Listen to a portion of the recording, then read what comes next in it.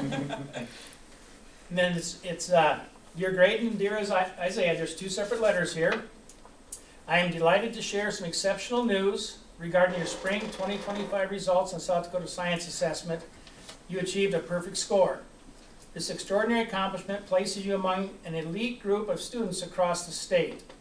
In fact, you are only one, and in our case two, of 33 students at your grade level in the entire state of South Dakota to reach this remarkable milestone. Your performance reflects not only a deep understanding of scientific concepts, but also a level of mastery that is truly rare and commendable. Such an achievement is a testament to your hard work, intellectual curiosity, and commitment to excellence. It also speaks volumes about the strength of your district's instructional leadership and unwavering support of your educators and family. We want to honor this moment in a way that reflects its significance. Your success exemplifies the high standards your district upholds and serves as a shining example of what's possible when students, educators, and families work together in pursuit of academic excellence. Congratulations to you, your family, and your entire educational team on this outstanding achievement. We are proud to celebrate your success. Warmest regards, Dr. Joseph Graves, Secretary of Education. Congratulations, gentlemen. Turn around this way. I'd like to get some photos of you. You want to do the back wall here? I'd like to have the board members there too, Okay. if they could. Parents, if you want to join. Very nice honor. We'll get a few with you guys and the parents, and we'll get you guys in the school board. How about, okay? So first, let's do the parents one. With me, with then just parents. Just no, we give it to them. Yeah, why don't you just, yeah.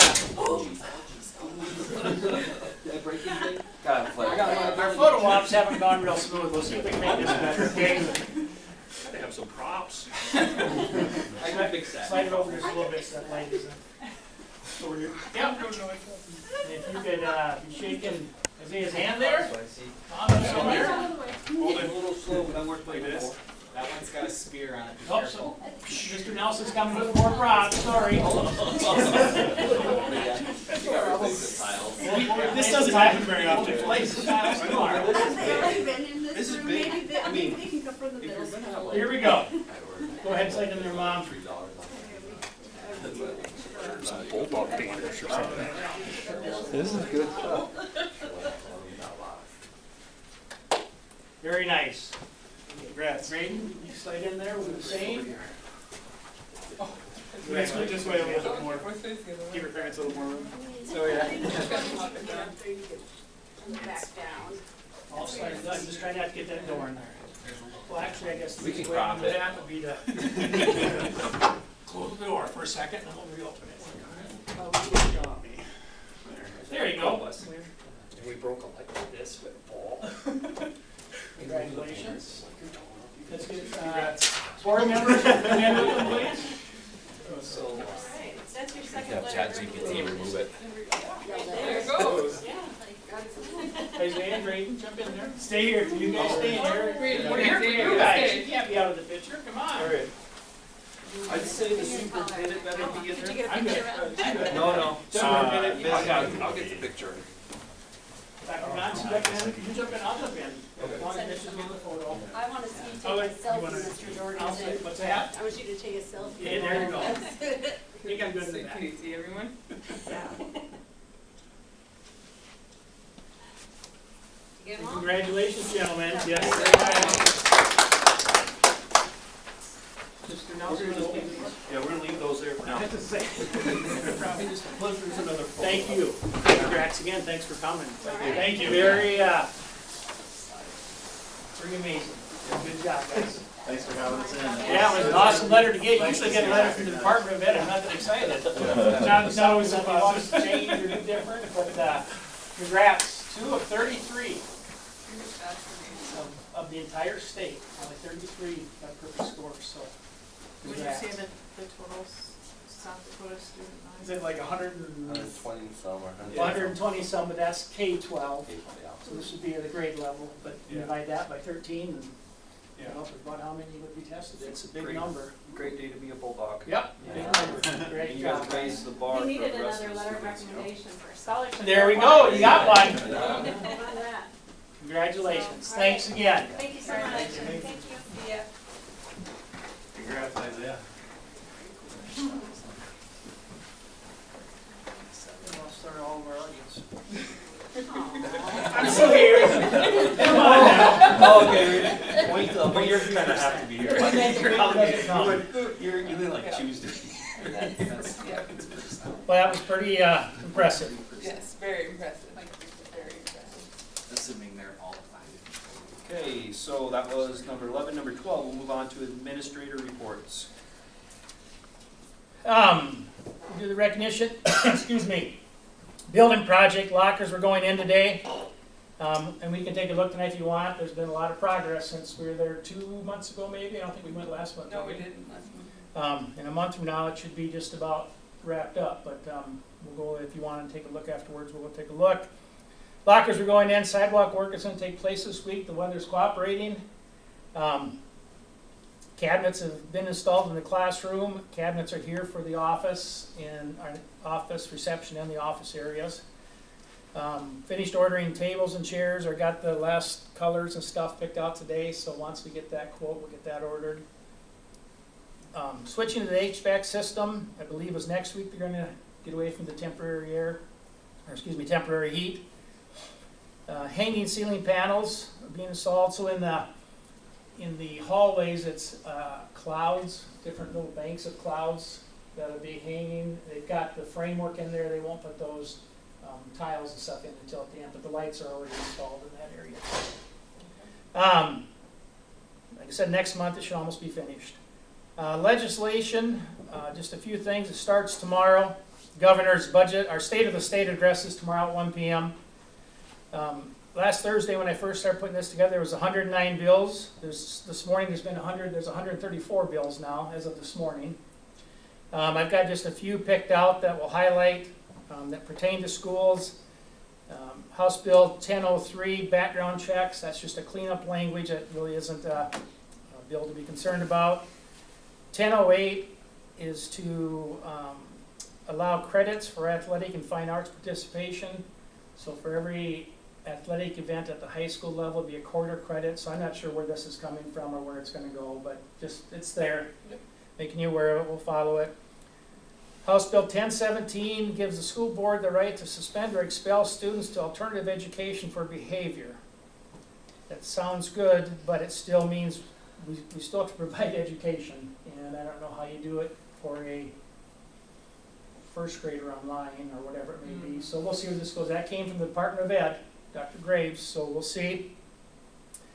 1039 requires students yearly cardiac health evaluation by physician before participation. That's something new. We have our training, or I mean our rules already by the Activity Association. That's every third year, but this is a totally different type of certification that they put in a bill. Again, how far some of these go, we'll see. Yep. And 1051, a yearly mill levy bill. That'll be set at the end of the session. That's every year. Senate Bill 8 simply adds epinephrine nasal spray. Currently just talks about auto-injectors, so that's a good thing. DOE brought that forward.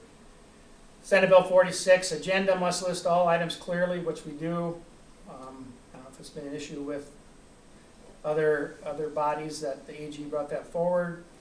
Senate Bill 47 adds a Section 8 to the executive session, but it doesn't really apply to schools. It applies more to law enforcement because it talks about chemicals or weapons and different things like that. So it really doesn't apply to schools.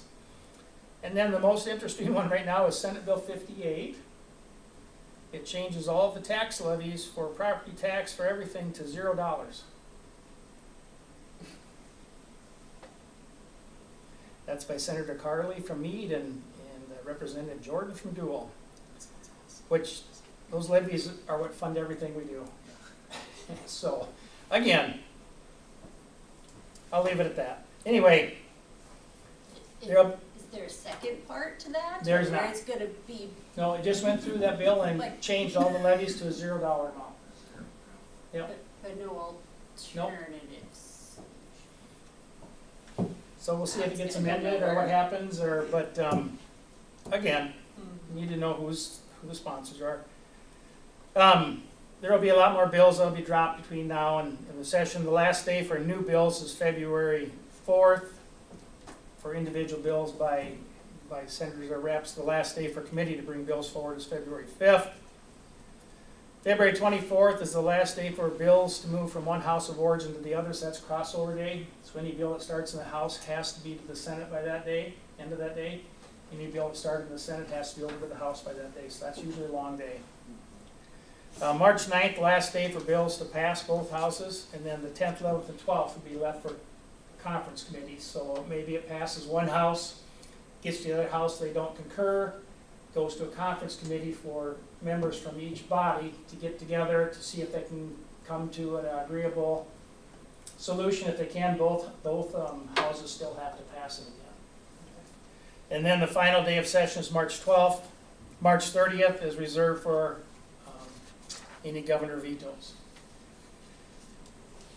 Just so you're aware, state aid to education in the governor's budget, state aid to special education went up $2.8 million.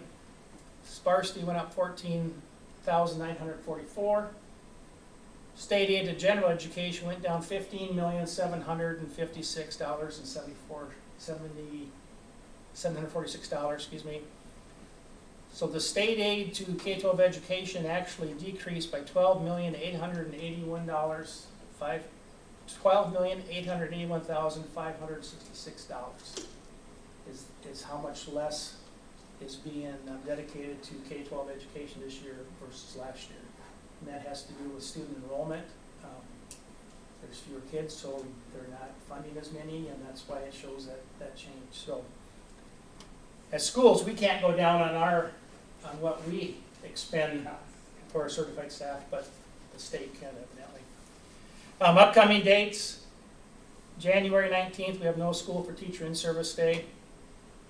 Then February 13th and 16th is no school for President's Day weekend. We've always taken that Friday and Monday off. So that's all I have, unless you have some questions. Like I say, tomorrow the budget address is at the state of the state, excuse me, is at 1 p.m. tomorrow. Whether some things change or not. In talking to legislators, I think there's an effort out there. There will be to move off of zero, which is a little bit surprising, but we're hearing that from a few different groups. What that will be? Will it be 1%? Will it be one-time money? Will it be whatever? We'll see. Let the fun begin. Any questions for me?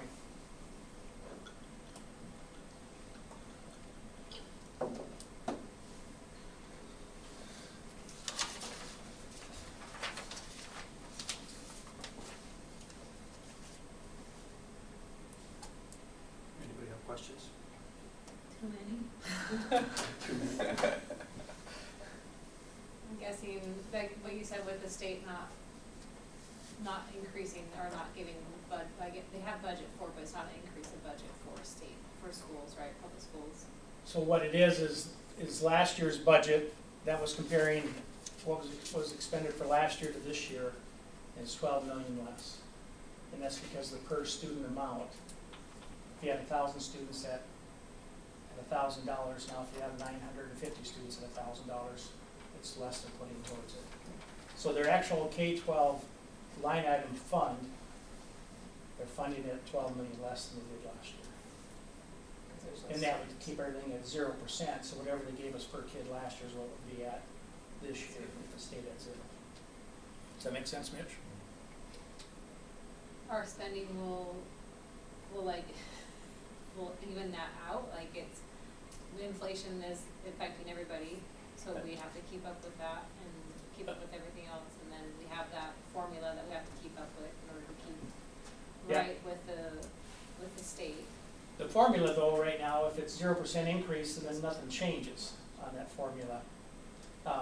But a 0% increase is a cut. There's no way around it, because everything else we have is not going down unless Mitch is aware of something I'm not aware of, whether it's property insurance, health insurance, utilities, you name it, they're all going up. So a 0% in reality is a cut. So districts have to start deciding whether they cut programs or staff or what they want to get rid you know, there are some districts that are, in positions where our enrollment went up 10, I think it was this year. There are a lot of districts that enrollment went down considerably, and they're looking at some big changes they'll have to make. We're fortunate that we're a handful of schools that went up, and we were one of them. A lot will change between now Right, and right, session. no, the session, I'm and there will optimistic be forecast, right. crazy bills that'll be coming out. And if it's anything like last year, most of the House votes will be 7 to 8, one way or the other, and most of the Senate committee votes will be 3 to 4. It's just reality. It's on the House floor and the Senate floor where the real debates will take place. What number was the charter school one? There's no charter school? Not yet. Not yet. Like, we have until February. Deal whatever that for individual bills. So You know, there may be a this will voucher be one. added to, because usually it's a little longer, or there's more. Well, there will be more. Yeah. These are ones that were dropped before sessions even started. Yeah, Yes. there's 135 up on the site right Yeah, well, then it only went up one today from earlier, so. From when you last looked. But there will be more, once they'll get out there, and a lot of them are waiting to get others to sign on to their bills before they drop them. You know, some only have 2 names on it, others will wait and they'll get 15 names on them, and then they'll drop their bill. So, and there's timing to when they wanna drop certain bills, when they don't wanna drop, like we're out there, they don't wanna drop certain bills, so. And then you keep up pretty well on forwarding us that information, I noticed. Yeah. So as the more interesting one comes along, we can, Yep, same thing, as we have some that we really need to weigh in on, I'm gonna contact you, be contacting our reps and our senator to let them know where Madison stands on it, and where we're at. and our representatives are, Representative Reich, and Representative Walbert, and Senator Crabtree. However, I don't believe any of them are running again. Oh, not even Marlboro? I just learned that the other day, that I don't believe he is now. And we've got 3 that have been very supportive of public ed. Yeah. We need to hopefully have 3 other candidates that will be running that will also be supportive of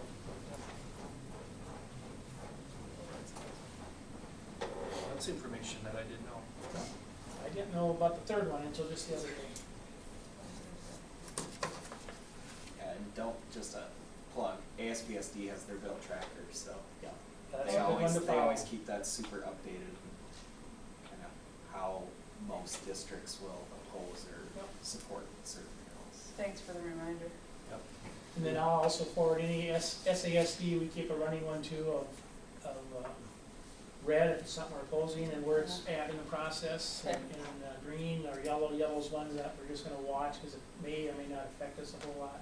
And Lori was our representative to that meeting, or did you go, Jordan, this year? No, it's Lori. It was Lori this year Yep. Lori. that And went to. Jordan signed up for the land, I signed you up for the Oh, land. okay, I was like, Yeah, you gave me the go-ahead to do it, so I signed you up. great. For the land, and that Network stands thing for, That, I should know, Legislative Legislative Action Action Network. I There we think. go. okay, so you're our land representative, Yeah, so all so questions. ASBSD would contact They'll Jordan email me specifically when if there's needs to get info out. stuff to send. Thank you for volunteering and having Yes. a passion to do that, appreciate it.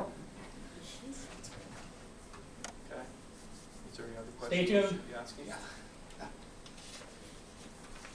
Could be a really- It'll all, the last week is when Yeah. everything happens. Okay, and our best way to advocate for the betterment of the schools is to go through our legislators, Yep. our representatives. And encourage others to Yep, do that as well. What's the I know it's a little bit early, what's the tenor for like support for or against public schools right now? Right now, it's really divided out in Pierre.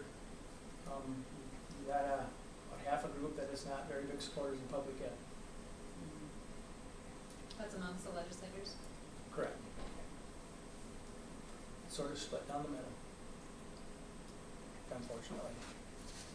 But there's a lot of people running for re-election this year too, which is also okay because they want votes, so they may be more apt to hopefully Yep.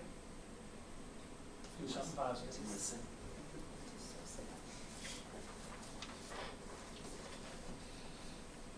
all right, any other questions? Is there anything else we should be asking if you were sitting in our seat? Nope, like I say, right now, it's just, wait and see what gets dropped, and as things come out that are something that would be very detrimental to us, we will bring it forward. I think this year out there, the two big items are gonna be property taxes. That's a big push from the west side of the river, and the data centers, I think are gonna be the new pipeline this year, you know. Sure. Okay, well, we'll move on then, if everybody's okay with that. Yes. So we'll go to number 13, the CTE presentation. Presentation.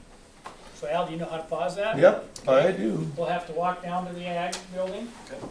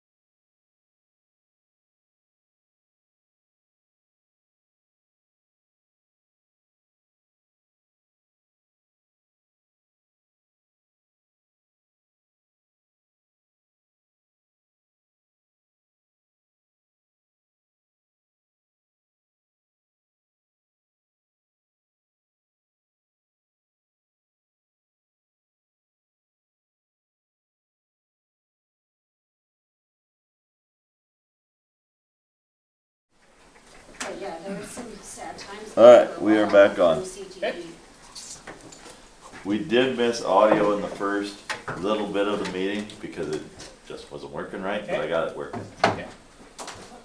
Was it working for the presentation of the? Halfway through Mr. Jorgensen's letter reading, it popped on, so. Okay.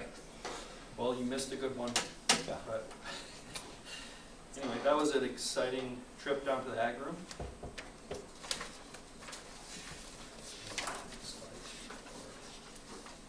Back on course with, we're going to consider resolution to dissolve the Prairie Lakes Educational Cooperative.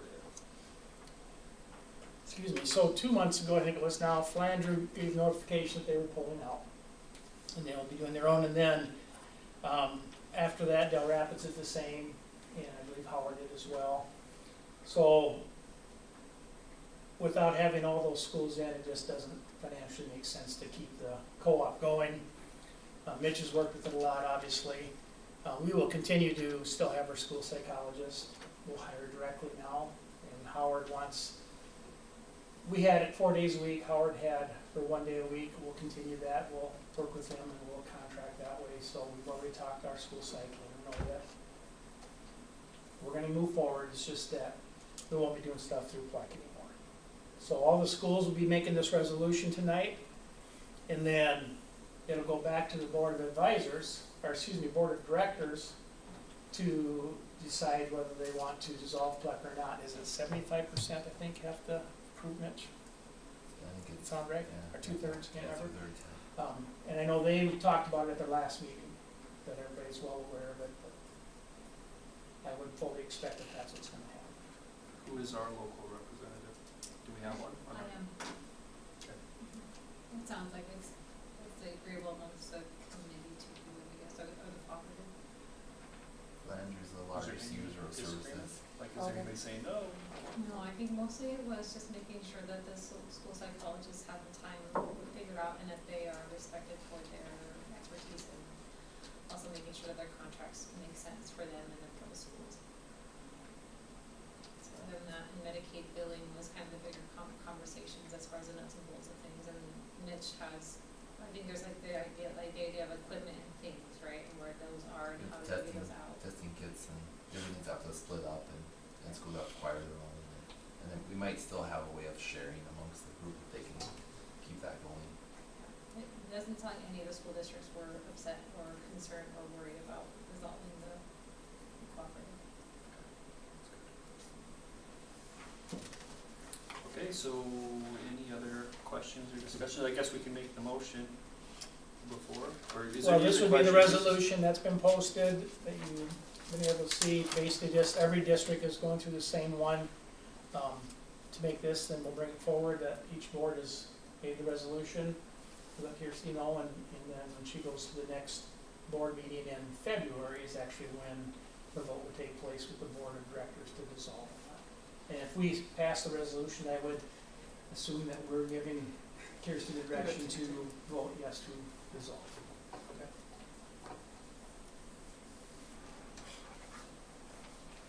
So I'd entertain a motion to that effect. So moved by Lindsay. Second by Jordan. All in favor? Aye. Opposed? Motion passed.